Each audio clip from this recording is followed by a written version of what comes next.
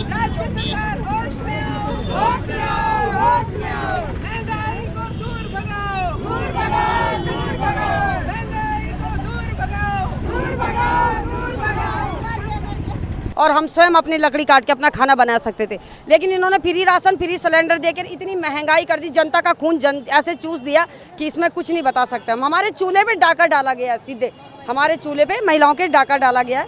तो हमारे इसके लिए सरकार से एक ही अपील है कि इसमें तुरंत कंट्रोल नहीं हुआ तो यूकेडी बहुत बड़ा आंदोलन करेगी, क्योंकि यूकेडी हम लोग सत्ता में नहीं, लेकिन गरीब बेरोजगार तुम्हारे चमचे, तुम्हारे जो अपने छुटभैया नेता हैं उनको तो तुमने करोड़पति बना दिया, लेकिन एक गरीब आदमी को तुमने और गरीब बना दिया और नीचे गरीब चला गया, कहीं के लायक नहीं है। इतनी बुरी स्थिति आ गई कि महिलाएं कैसे वो सिलेंडर भरेंगी, कैसे उनके बच्चे भी बेरोजगार हैं, आप देख सकते हैं।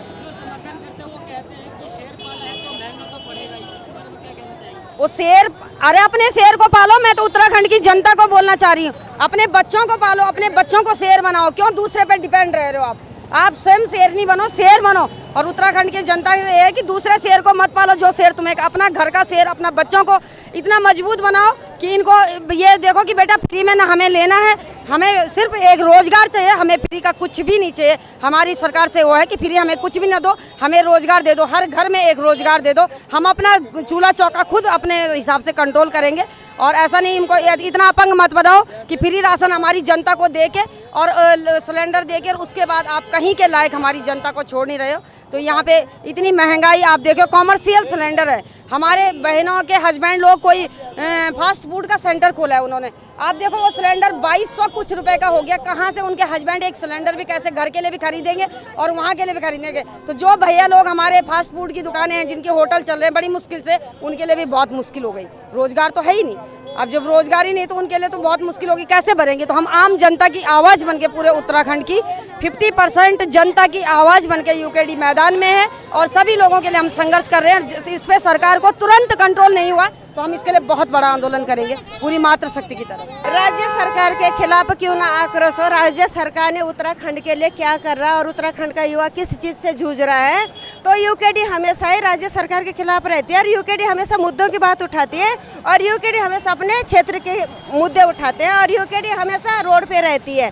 राज्य सरकार कर क्या रही है उत्तराखंड के लिए? हमारा युवा रोड पे है, हमारी महंगाई रोड पे है। रसोई गैस के दाम देखो तुम, 5 रुपये एक्स्ट्रा बढ़ा दिया रसोई गैस के, 50 रुपये है ना। तो अब एक बात बताओ, लोग गैस के लिए जूझेगा या राशन पानी के लिए जूझेगा? तो आम आदमी तो मतलब बिल्कुल ही खत्म ही टूट चुका है। राज्य सरकार की क्या कहते हैं, राज्य सरकार का गोद भरी जा रही है, ठीक है ना। पब्लिक के पैसे हैं, पब्लिक के रोना है, पब्लिक रोती है रोड पे, राज्य सरकार तो नहीं रोती रोड पे। पब्लिक रोड पे आती है, राज्य सरकार तो आराम से यहाँ से चंदा, वहाँ से चंदा, यहाँ से टैक्स, वहाँ से टैक्स, गरीब के जेब तो 24 घंटा कटे जा रहे हैं। मैं तो ये कहती हूँ पूरे जितने मतलब उत्तराखंड के लोग हैं, एक बार रोड पे आ जाओ, राज्य सरकार को उखाड़ के फेंक के दो यहाँ पे।